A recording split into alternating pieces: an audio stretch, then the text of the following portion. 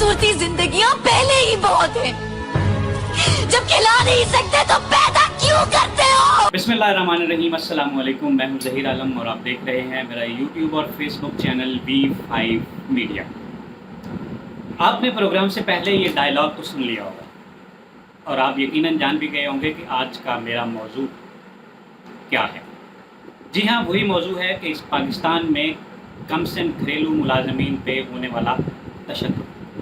अभी पिछले माह एक इस्लामाबाद में एक घरेलू मुलाजिमा रिजवाना नामी बच्ची पर तशद्दुद किया गया और वो इस्लामाबाद में जुडिशल एकेडमी में तैनात जज आसिम मुनीर के घर काम करती थी।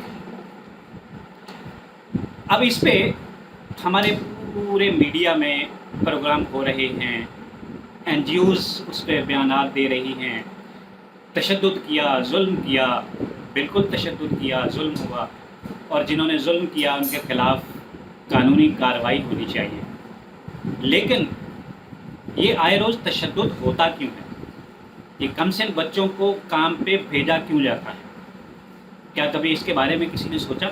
जी हाँ, मुल्क में गुर्बत है, वसाइल की कमी है, लोग अपना और अपने बच्चों का पेट नहीं पाल सकते, इसलिए वो उनको घरों पे काम करने के लिए भेज देते हैं। लेकिन इसकी एक हकीकत और भी है। ये वो लोग हैं जो अपने पास काम करने की इस्तात होने के बावजूद काम नहीं करते और अपने बच्चों को टूल के तौर पर इस्तेमाल करते हैं। और ये वो लोग हैं जो अपने बच्चों को लोगों के घरों में छोड़कर वहाँ से 6-6 महीने का एडवांस लेकर और 6 महीने तक अपने बच्चों का हाल तक नहीं पूछते।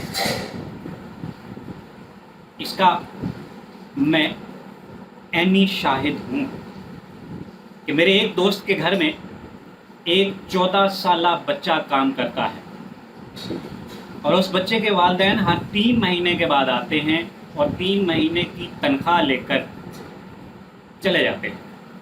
और उस 3 महीने के दौरान उस बच्चे के साथ क्या होता है, मालिक उससे क्या काम करवाता है, उनको इससे कोई गर्ज नहीं। उनको सिर्फ अपनी अय्याशियों और पैसों से वास्ता है। बहुत सारे वालिदैन ऐसे भी होंगे जो मजबूर हैं, बीमार हैं, जो काम नहीं कर सकते, उनके बच्चे घरों में काम करके अपने घर का चूल्हा चलाते हैं। लेकिन ये वाक़यात बहुत कम हैं। हम लोग इस एस्पेक्ट की तरफ, इस पहलू की तरफ क्यों नहीं देखते?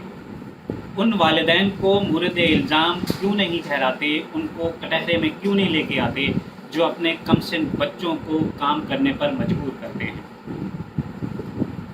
एक बात और आप सब जानते हैं कि आपके घरों में काम करने वाली मासियाँ अक्सर व बेशतर ये लोग हमारी अक़लियती बिरादरी से ताल्लुक़ रखती हैं, यानी वो क्रिश्चियन कम्युनिटी से उनका ताल्लुक़ है।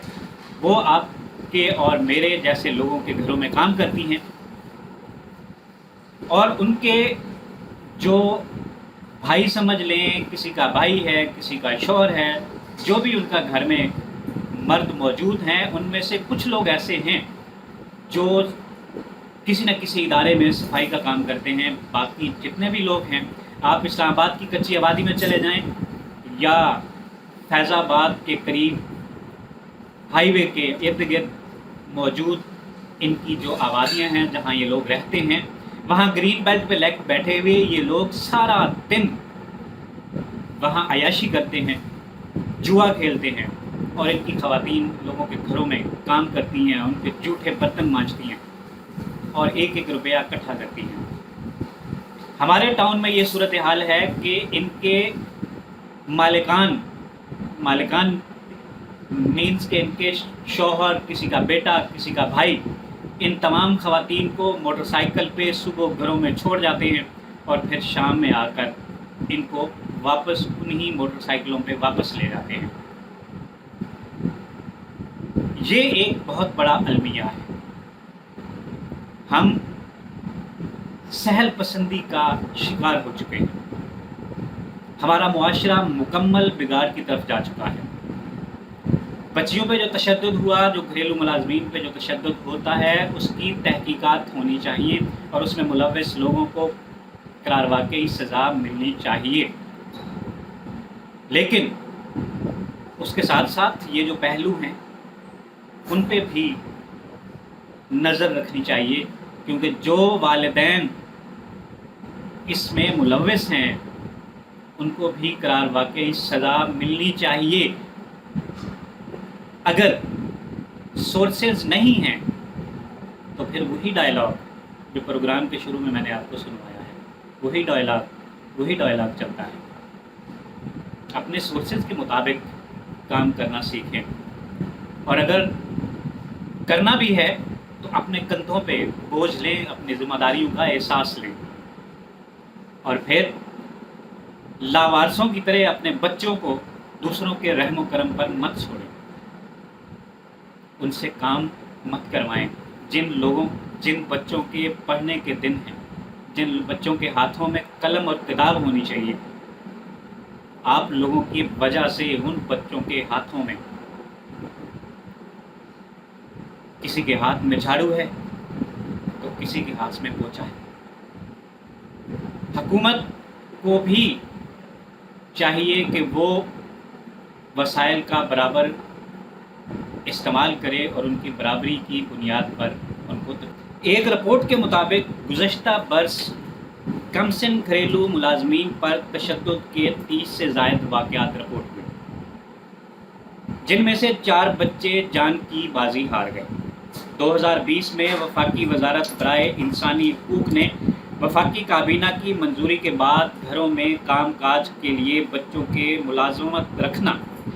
کو ملازم رکھنا چلڈرن امپلائمنٹ ایکٹ 1991 کے تحت غیر قانونی قرار دیا تھا. اگر ہم بات کریں چائلڈ لیبر کی، یا جو چائلڈ ابیوز ہے لیبر میں، اس میں پھر یہ تھا کہ پہلے تو یہ دیکھنا ہے کہ وہ چائلڈ جو ہے وہ آیا کہ اس چائلڈ کی ڈیفینیشن کے اوپر بھی پورا اتر رہا ہے کہ نہیں. اس میں پھر انہوں نے ایج ڈیفائن کی ہوئی ہے 14 ایئرز آف ایج.